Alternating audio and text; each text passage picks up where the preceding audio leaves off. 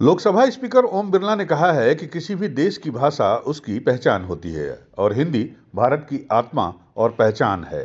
Lok Sabha speaker Om Birla Etawah में हिंदी सेवा निधि के 32वें वार्षिक अधिवेशन और हिंदी सेवा सम्मान समारोह में शिरकत करने इटावा के इस्लामिया इंटर कॉलेज में पहुंचे थे।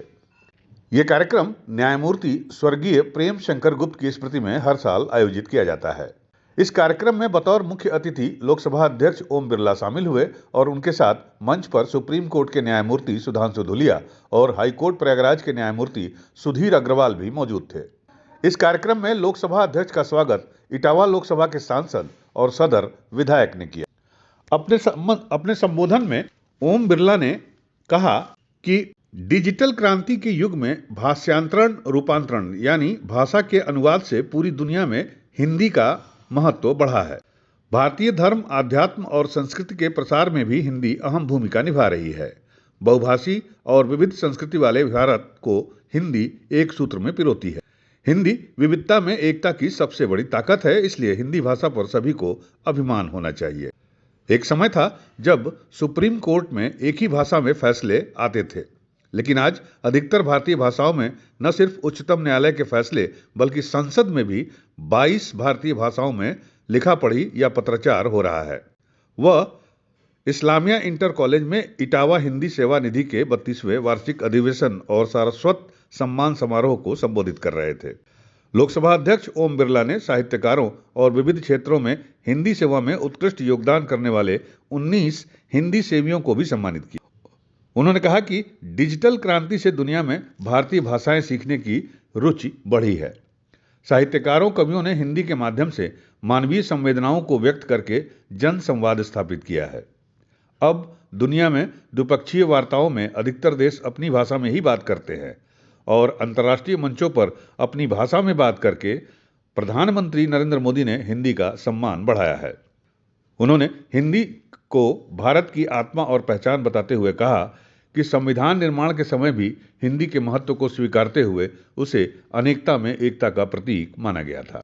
उन्होंने न्यायमूर्ति प्रेमशंकर गुप्त का स्मरण करते हुए कहा कि उनके द्वारा संस्थापित इटावा हिंदी सेवा निधि हिंदी के प्रसार और सम्मान में महत्वपूर्ण भूमिका निभा रहा है। उन्होंने हिंदी में 4000 से अधिक फैसले तब लिखे जबकि अदालतों में हिंदी में काम कम ही किया जाता था। महाकवि देव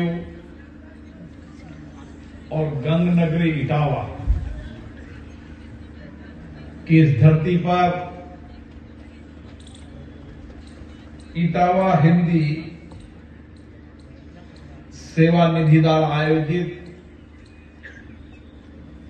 इस कार्यक्रम में जो लगातार 31 वर्ष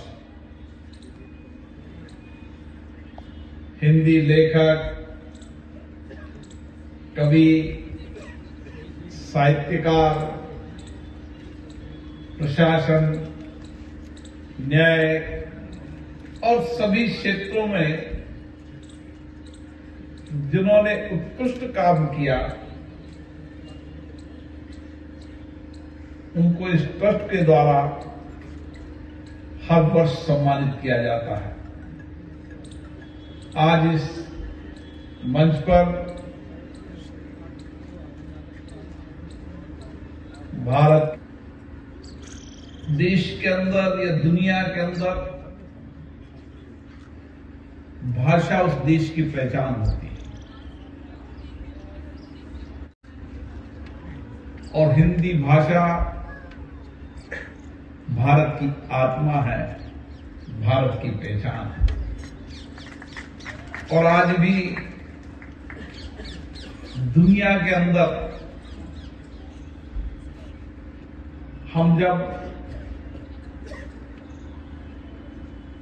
शासन पद्धतियों को देखते हैं, लोकतांत्रिक व्यवस्थाओं को देखते हैं, उस समय भारत की विविधताओं को जोड़ने में भी और भारत की एकता को रखने में भी भाषा का बड़ा महत्व है। और आज हमारी यही सबसे बड़ी ताकत है कि हमने इस 75 वर्ष की लोकतंत्र की यात्रा में ये वर्ष हमारे संविधान निर्माण का 75 वर्ष भी है। यूपी न्यूज 9 के लिए इटावा से चंचल दुबे की रिपोर्ट।